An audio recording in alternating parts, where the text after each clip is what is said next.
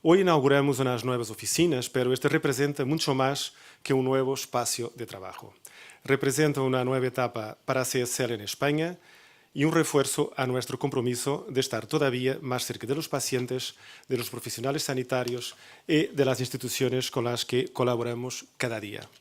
Y hacerlo desde Barcelona tiene un significado muy especial. La ciudad se ha consolidado como uno de los grandes referentes biomédicos de Europa y estamos orgullosos de formar parte de un ecosistema que destaca por su talento, su capacidad investigadora y su apuesta por la innovación.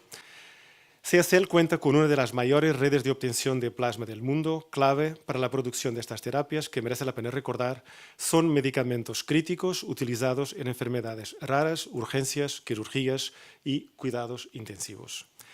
Además, CSL destaca por poseer una capacidad tecnológica muy avanzada, sobre todo en Australia, Estados Unidos y Europa, y además ha sabido dotarse de una red global integrada de centros de investigación, desarrollo y producción que nos permite operar con altos estándares de calidad.